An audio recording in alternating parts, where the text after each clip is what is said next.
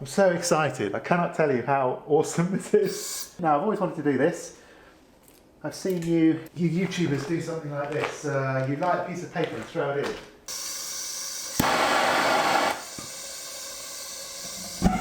Yay, it worked!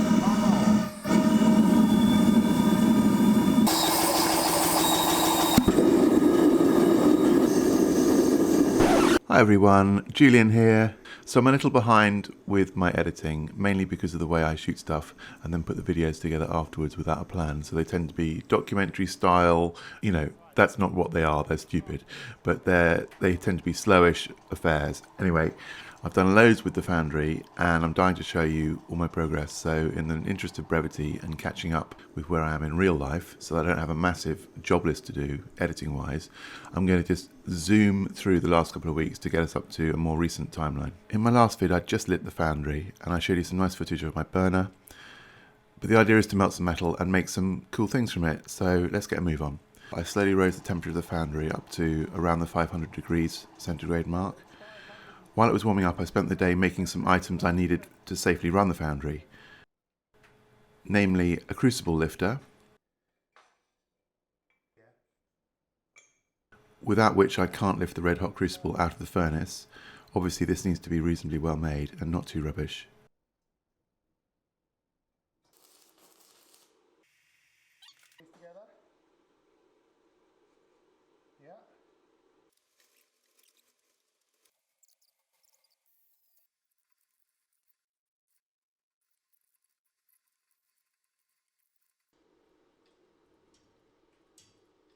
Secondly, a Crucible Pourer.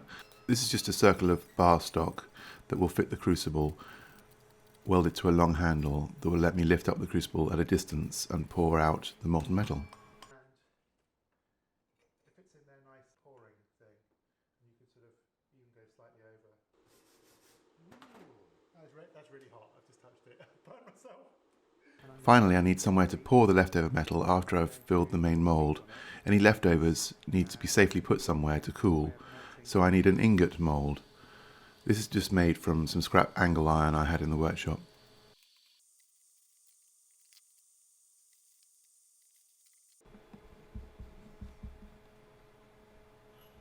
Okay, it's time for the first melt and pour. I'm going to melt some aluminium to start with, as it's a lower temperature metal to work with. The melting temperature of aluminium is 660 degrees Celsius. And the pouring temperature is 710 degrees Celsius. Oh, my voice sounds different. First off though, I need to cut a chunk off my big bar to get it in the crucible. Do you know what time it is? Hammer time? Okay, I am so sorry. It's time to put the chunk of aluminium in the crucible and the crucible in the Foundry. Look at that fancy Crucible Lifter. I borrowed the basic design from the kingOfRandom's tongs video, link in description. I like the Foundry and it takes about 40 minutes to get up to melting temperature. You can just see a pool of aluminium in the bottom of the crucible here. And before you know it, it's very hot. 750 to 800, so I think we're good. You can hear the panic in my voice. Oh my god.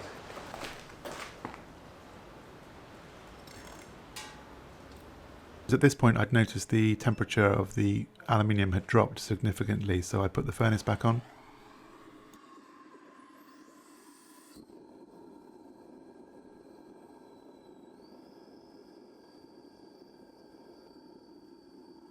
After 5 minutes, it's time to very carefully remove the crucible and pour my first molten metal. Yay! I'm extremely nervous at this point. Right, wish me luck. Before anyone says anything in the comments, I now wear safety boots.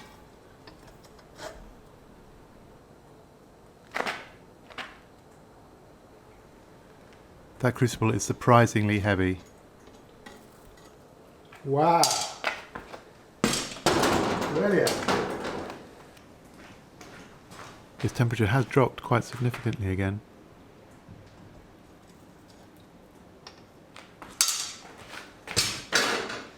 Right, let me add the borax. I'm not an expert, but I think the borax cleans the impurities from the aluminium, My which goodness. rise to the surface as a dross. Look at the bubbles. And it may help it pour better. I'm not sure about that.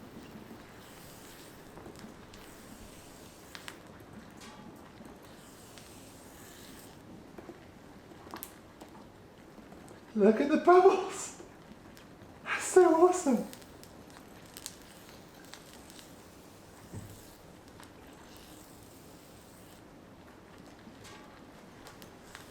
So that lumpy surface material, I think, is called dross, and that needs to be removed.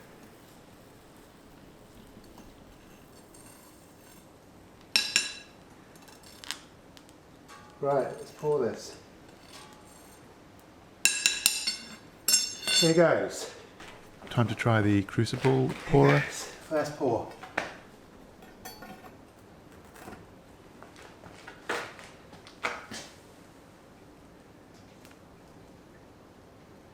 The slightly wet surface on the ingot moulds is WD-40. I've heard it helps the mould release the aluminium when it's cool. But it also does have a cool side effect by which it catches fire.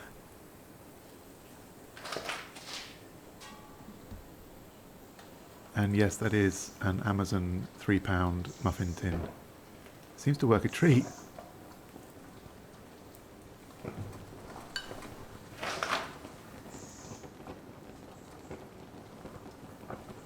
And that, my friends, is the culmination of a very intense couple of weeks. I know the pouring of the aluminium into just an ingot mould is not very exciting, but next time I melt bronze, and it'll be my second ever melt and pour.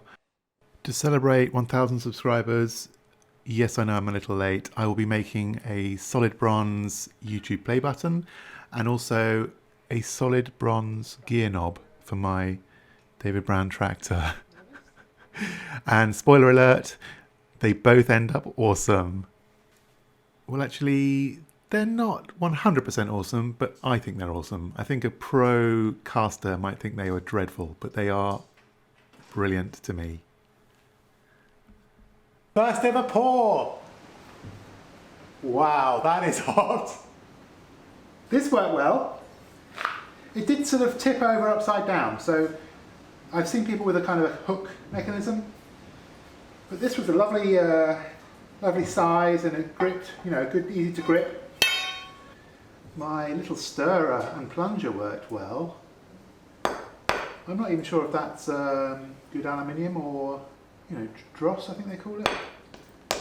Tell you what though, it bubbled nicely. Apparently that's what you need for degassing. We shall have to wait and see. And now I don't know when I can tip these out. So that whole thing took an hour. I should have poured. I don't know what to do about the crucible. How do I clean that up? Because there's a little bit of aluminium in the bottom. I don't know. 245. I'm sure that's solid, certainly around the edge. I'm going to tip that over. By the way, I didn't season or, you know, I didn't prepare my crucible in any way. I just shoved it in the cold furnace and lit the furnace. So it was in there for an hour, getting up to temperature with the aluminium in it. Still very much a noob when it comes to temperatures and things. I was just using my handheld thermometer. It's not that accurate when you're kind of shooting through flames because it tends to measure the temperature of the flames. But this poured quite well. Who knows? Right, here we go. Ooh! Love it! Look at those babies!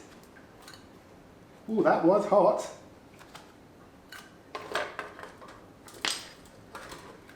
Look at those. Lovely. Well, there's my bounty.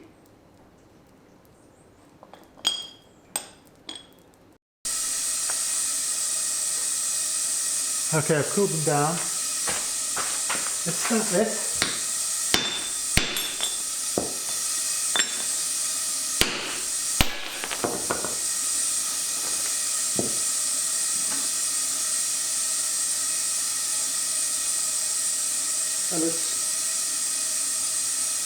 that looks like. You guys will have to tell me.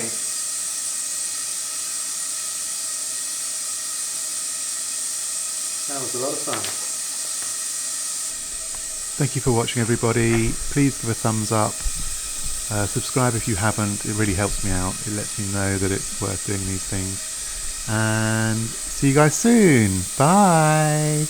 I am very pleased. Embarrassingly, I don't have 20 seconds worth of footage for the end screen thingy that YouTube gives you, so I'm just stalling here. Bye.